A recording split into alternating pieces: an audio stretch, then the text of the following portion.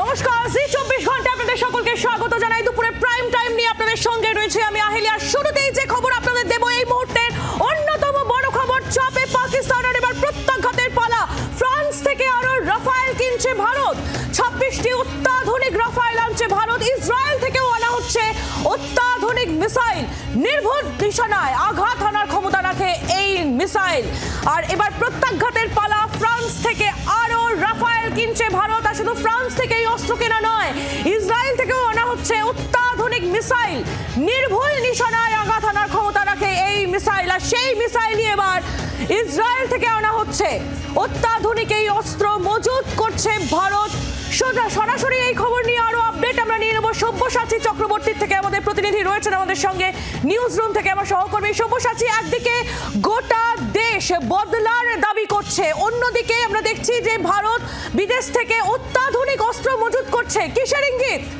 একদম ইঙ্গিত স্পষ্ট যে এবার পাল্টা প্রত্যাঘাত আমরা দেখেছি। গতকাল থেকে যদি ক্রোনোলজি আমরা দেখি, দুই দেশই কিন্তু মোতায়েন করেছে সেনা এবং সীমান্তের অন্তত 25টি জায়গায় সেখানে ছোটোখাটো গুলির লড়াইয়ের খবর পাওয়া গেছে নিয়ন্ত্রণ রেখা জুড়ে।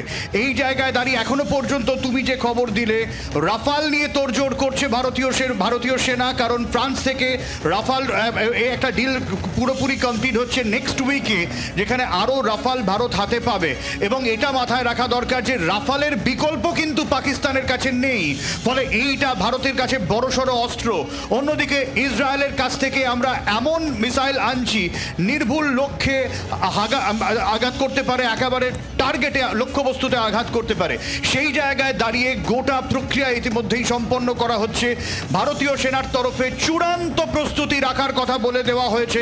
আমরা 2-3 দিন আগেই দেখেছি, যেখানে বিদেশ মন্ত্রকের মুখপাত্র যখন সাংবাদিক বৈঠকের মুখোমুখি হয়েছিলেন, তখন বলে দেওয়া হয়েছে তিন বাহিনীকেই চূড়ান্ত প্রস্তুতি নিতে বলা হয়েছে।